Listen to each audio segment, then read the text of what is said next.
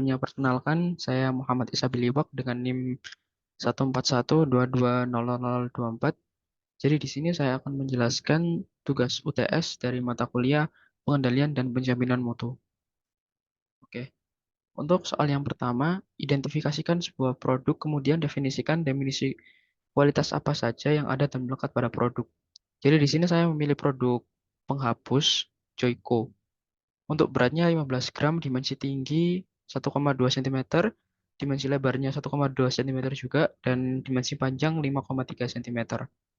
Untuk deskripsi standar produk, saya membedakan menjadi dua ya, jadi isi penghapusnya sama kemasan. Untuk variabel kemasan, tingginya 1,3 cm plus minus 0,1 cm. Untuk lebar juga sama.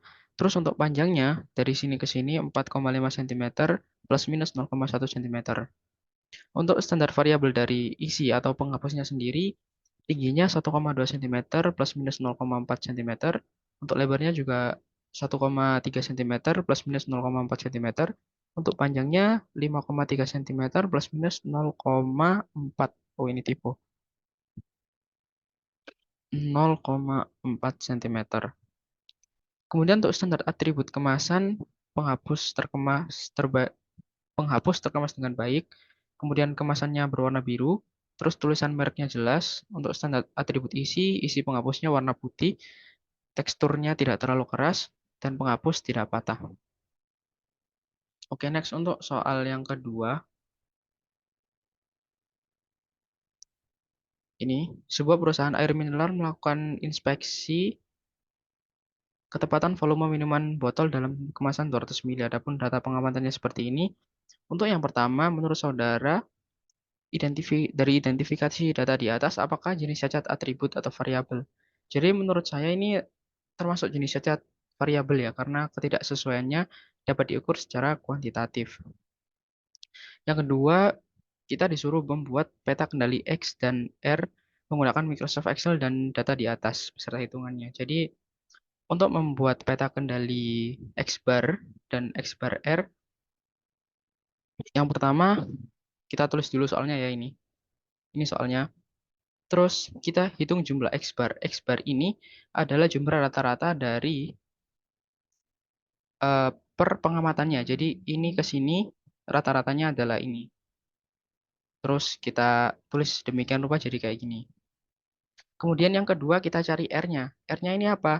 R ini adalah data terbesar dari 4 pengamatan ini dikurangi data terkecil dari pengamatan ini juga. Jadi ini rumusnya. Max dari data 4 data ini dikurangi data terkecil atau min dari 4 data ini. Terus selanjutnya kita mencari CL atau X double-nya atau X bar. Ini hasilnya kita dapat dari rata-rata ini ya, rata-rata dari X bar-nya semua ini. Jadi tinggal kita blok terus ketik average di sini. Average, nah nanti keluar hasil X bar-nya. Untuk R bar-nya yang CL, kita dapat mencarinya dengan cara mencari rata-rata dari ini R, jumlah R-nya. Sama kayak yang tadi, kita tinggal blok aja terus masukkan rumusnya, ketemu CL-nya itu 4,4. Terus yang ketiga kita cari UCL atau upper batas atasnya. Yang pertama yang kuning ini batas atas dari X bar, untuk yang hijau nanti batas atas dari X bar R.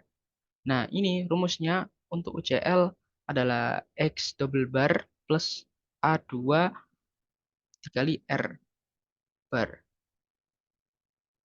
Nah, kolom A2 ini kita dapat dari mana? Jadi ini A2 ini udah ada hitungannya ya. Untuk 4 pengamatan ini nilai A2-nya adalah 0,729, D3-nya juga itu nilainya 0, untuk D4 2,282.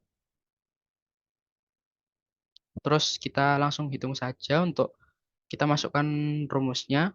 Jadi X bar atau ini plus A2 ini ya, plus F2 di sini terus dikali di 6 ini untuk ini. CL. Jadi ketemu hasilnya untuk batas atasnya adalah 199,43.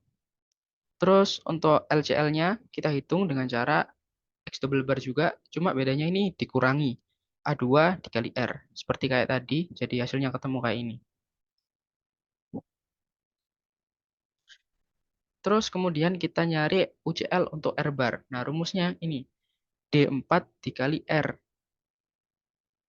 D4-nya tadi kita dapatkan hasilnya itu dari tabel 2,282 dikali ini R bar atau CL-nya yang tadi. Ketemu hasilnya 10,13. Terus untuk LCLR-nya 0 ya. Soalnya ini LCR itu D3 dikali R. Ini kan D3-nya 0. Kalau dikali R, hasilnya juga akan tetap 0. Oke. Terus kemudian kita bikin tabelnya dengan cara ini ya. Yang kuning-kuning ini untuk membuat tabel X bar, yang hijau untuk membuat X bar R. Kita blok dulu semuanya.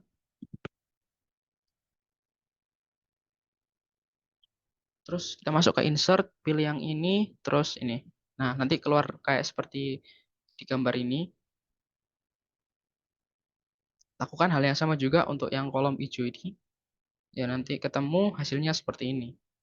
Nah, dari pengukuran yang sudah kita lakukan, terdapat ada cacat yang tidak terkendali pada data ke-8 dan ke-5. Terus untuk X bar R ini sudah aman ya, berarti nggak ada data yang di luar batas kendalinya. Terus selanjutnya, gimana kalau ada yang data yang keluar dari batas ini? Yang harus kita lakukan adalah dengan mengganti sampel yang bermasalah itu dengan angka yang baru. Jadi kita coba-coba sampai hasilnya itu sesuai ya, nggak ada yang lewat dari batas atas atau batas bawah. Jadi dari soal yang dapat saya ganti ininya dari data ke-5 dan data ke-8 dan hasil perbaikannya seperti ini. Sudah tidak ada data yang melebihi batas. Oke. Kemudian next untuk soal nomor 3. Sebuah pabrik melakukan pemeriksaan pada satu lot bahan baku. Ya ini bisa sudah diketahui soalnya.